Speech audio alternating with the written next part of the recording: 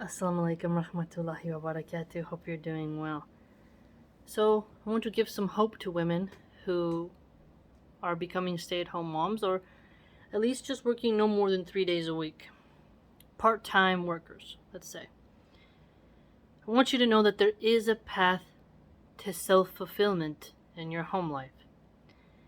Now, feminist hijabis and secular atheists and occultists want you to see no value, no honor in taking care of your home life. I want you to know that you can create hobbies for yourself, and you might not be a millionaire, but that's okay, and that your hobbies can help you to find something useful to do. So what I mean by that is, let's say you start sewing some cute stuffed animals, or some cute, as long as it's like the Sharia style that are permissible, you don't put a face on it or whatever. But some type of adorable thing for children, pajamas, little socks, you just become a seamstress. You open up your own website or get a little Etsy shop or something, and you have pride in what you do while taking care of your little ones. This is something very admirable, and you can be fulfilled in life through simple pleasures and simple things. Be content with what you have. And that you don't always have to spend money out and about. Now, for example, one really interesting thing about being self-fulfilled in home life is cooking. Truly, you can practice with all kinds of seasonings and spices from around the world. So many recipes in this world that you can never get tired. Just baking alone, there's so many combinations you can do to keep yourself busy at home. Home life, whether you're homesteading on your beautiful farm, you have a koi fish pond, an aquarium tank, you have some type of hobby that you can earn peace from, and maybe even a passive income from. This is a way to feel self-fulfillment from being at home. Be cautious of seeing the women who are at their workplace as empowered and free because they get a paycheck, but they don't spend time away from all that stress, and how home life can cut out half of the world of nonsense, and that you will have more energy, inshallah, to focus upon what is being taught to your child, how you can help keep your community safe, and what positive things you can help do in your community, going to city council meetings. There's so much time, and also not as much time sometimes, for you to do things that are productive for not only yourself, but for society and your family. So don't get disgruntled, and don't let these feminists look down on you. Like, oh, you're just a stay-at-home mom. Don't let them do that. One of the most powerful tools the feminists have is to attack men for taking care of women. If your man will go to work and you can stay home, cook, tidy up, have your little passive income, go to the park, go to the ocean, there's so many, go to the creek, the river, do something calm with your children. This is a beauty. This is a mercy. Have a little garden, grow some food. Read plenty of books. You can still become educated, wise, with good character from somewhere outside of college, and save half the money and not go into debt. Be careful of taking advice from people who are in so much debt that they're probably never going to get out to the day they die. Alright? If you don't have debt, you have healthy children, you have a partner who will take care of you, you have way more flexible, open life than they do. They have to clock in and obey like a dog their manager, and endure sexual harassment and strangeness and all types of problems. Whereas you can regulate your environment more steadily and therefore have more fulfillment than they do. a lot of these working women have shopping addictions to make up the dopamines, to feel like they need to do something. A lot of them also have this money and they spend it after work drinking. They spend it on eyelashes and ugly nails and all those other garbage. But if you stay home and you learn to budget and you care about how much money you spend and you learn to accept your beauty for who you are and you work on perfecting good skills, your culinary arts skills, learn how to fix something, learn how to do certain things that you can learn online for free, have a garden, feed the birds, feed the ducks, sit by the water. There's so many things you can do to have a life of peace, regardless of how much money you have. If you just accept that you don't need designer luggage, designer handbags, don't envy those women because you do not know what they had to do to get that money. All right? There are a lot of women who will have sex with their female boss to get a promotion. There are lots of women who will definitely sleep with their boss to get a promotion. This is highly common. They'll sleep with their coworkers, their manager. It's just pretty disgusting. They'll do whatever it takes to get ahead.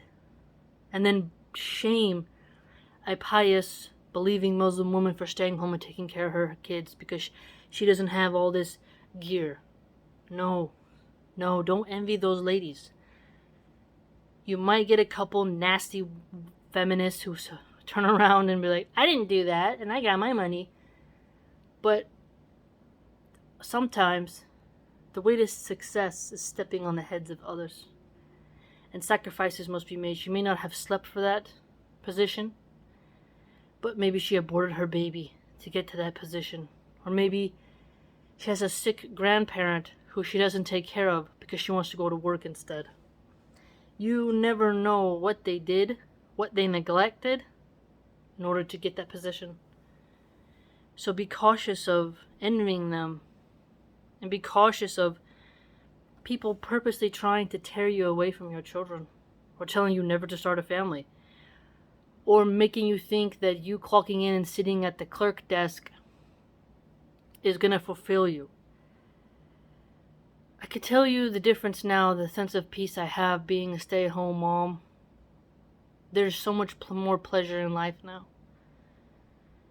It is beautiful. I get to regulate who I talk to. Sometimes I can go a whole week without having a conversation with somebody who I don't want. I don't have to go to customers anymore. I can tell it like it is to a manager, you know. When you're an employee, man, and your boss is abusing you, you have to take it. You have to take that abuse. Now, if I see that same manager and they tell me something, I'm a free citizen, you can't fire me now, and now you're going to be told the truth to your face. When you're a free woman, you're not enslaved at work, you have way more opportunity to speak the truth, and the leftists can't cancel you. See, they try to get everybody fired from their jobs, but if you're a stay-at-home mom, what are they gonna do? They show up to your property or anything like that, Second Amendment, personal defense, trespassing on private property, you can throw the law book at them, and they'll be carted off to jail. So it's a quite different scenario. And so your ability to be free is enhanced when you're a stay-at-home mom. And you're way more able to check on what's going on in your kid's school. To pick up your kid from school, to walk your kid to school, volunteer at the school, be there, to be present, to watch. And if you're on your balcony or you're in your front yard and you're watering your plants and you're there, you're watching your community. Call the cops on anybody smoking weed outside. Call the cops on people drinking outside. Keep your community safe and clean. Be a protector for your community. Care about safety. Care about chasing out the rat thugs from your community. The drug dealers, the prostitutes. You being present, a stay-at-home mom. can help bring down robberies. You see something suspicious? Call the cops. You see a car being stolen? Call the cops. Help out. You have more energy and time to do so. There's much self-fulfillment that can come from home life than what these feminists talk about. They want to destroy the patriarchy. They want to destroy the institution of men. They hate men, and they had bad mothers, and they're turned against their gender roles. They're rebelling against the law's order, and they want to revert the system and be subversive. And they want to make women more sick inside their minds, because there's many women who want to be barefoot and pregnant, as they say, or I don't like bare feet on the carpet. I wear socks, so I'll say socks and pregnant, okay? Women who could read, for example, okay, let me give you an example. There's some classes you take for 6 months. It's really slow. At the end, you'll get a certificate, but it's like the class could have been faster. When I can read, 5 books in a month with annotating it. And those girls will call me stupid when I have literally finished more than them. And the book that they have for their class is available everywhere online. So it's not, and the teacher is teaching from the book. The teachers are not like the past where they can go off script and give you more of their personal opinions sometimes and give you real wisdom. The teachers now are highly entrapped in a bureaucracy of political correctness. And you're not getting the same value as you did, 60 years ago, where teachers challenged you and they allowed you to have controversy and dialogue in the classroom. Now it's sit down, shut up, memorize, throw up the facts, do a multiple choice test, write a crappy essay, you're good. It's all about the architecture, the price tag, and the credentialism and prestige you get from that stupid piece of paper. Not necessarily about knowledge acquisition, but if you were a good little memorizer, not a good thinker, but memorizer, then you get rewarded. Whereas when you're a free thinker and you're actually liberated from the workforce and get to be a stay-at-home mom and create your own schedule and create your own sense of peace, this is very powerful. Very powerful. And when you get to just be with your children and do your prayers, it's so relaxing. You'll deal with less money, but you don't know when you're gonna die. You don't know when you're gonna die. It could be 10 minutes from now, a year from now, but every minute you spend as a stay-at-home mom is a concentrated energy force of love and connection and of focus and endearment. And all the faces of those stupid customers whom I used to serve have disappeared. All the coworkers who I wish I could have stuffed their face in a toilet, I don't have to speak to them. And they're completely cut off from my existence. Out of sight, out of mind. And my stress is way different. It's just calm and focused. It's beautiful. I can go outside with my kid, lay on our backs, put on a blanket on the grass, right, and stare up at the clouds and talk to my kid about life. And have a real memory with my kid so that if I die before her, which I hope I do, I never want to have to bury a child, but she can have those memories. Instead of me coming home tired from work, exhausted like before, headache, back hurting, not very happy, made money, but just not happy. She sees me in a different light now. Some more energetic, more happy, more calm, less angry. Because I didn't have the annoying customers and the annoying coworkers and the abusive, ungrateful boss drilling my soul down every day. Okay? Self-fulfillment for me has happened from home life, and I know it's possible for you too. Be cautious. Sometimes chasing money isn't the way to happiness. And do you really want to be an old hag at a job where they don't appreciate you and you have no kids? Botox can only work for so long. And I feel like staying home has helped me to be more spiritual, more time to pray, more time to study, more time to focus on the deen. If I have to go back to work, I got the stupid skills to do it.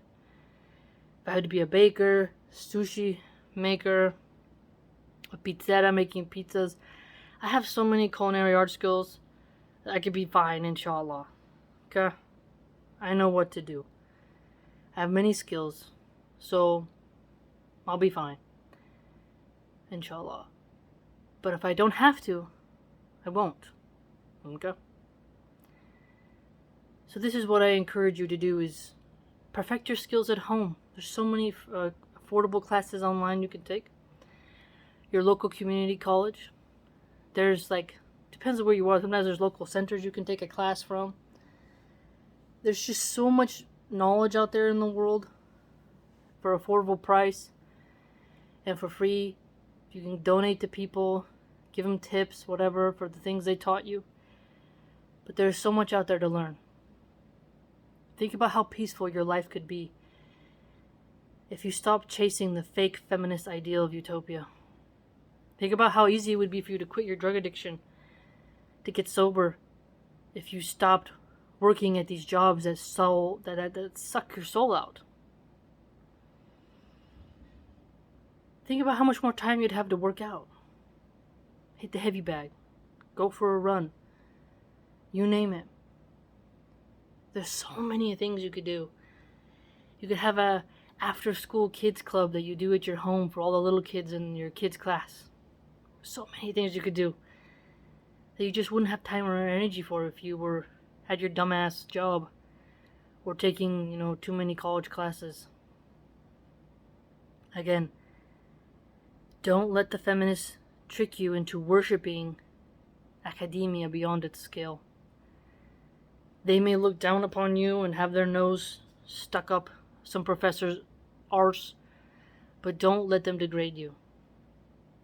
You're still just as valuable, and you'll have more time to do good deeds. Instead of saying, hello, welcome, how may I help you? Hello, hi, welcome, how may I help you?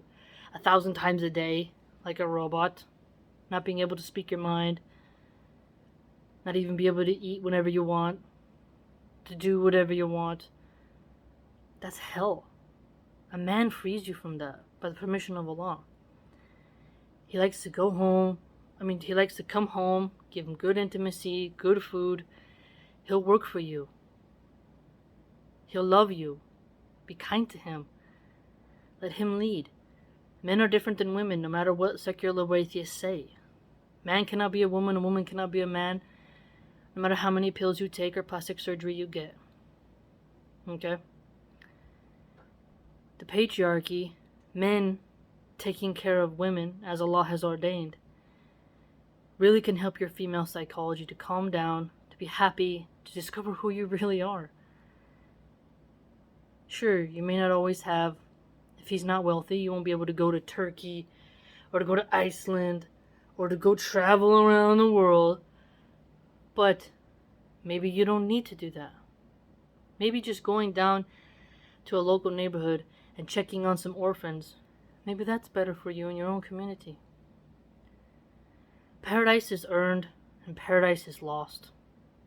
And the more you can regulate your environment, the better. Mothers are the watchers. Fathers are the protectors. If there's no one to watch and protect the children, the vultures come. The people who want women out of the house are not the friends of children. The people who want your kid in a daycare all day, or some of them get abused, neglected, and feel lonely and miss their mom and their dad, those are not the friends of children. They want to get certain people around your kids to re-educate their brains against Allah subhanahu wa ta'ala with the theories they came up with in their ivory towers when they were sniffing each other's farts and circle jerking. If we, moms, take back our role as true, authentic, traditional women, we can help change the world and be a wing for the lost teens who didn't have a proper mother. And there's a lot of rich women They don't get time for their kids. They're taking phone calls. They gotta talk to the secretary. They gotta go here. They gotta fly there. They gotta check this email. So don't think that if you have money, you'll always be able to be there for your kid. No.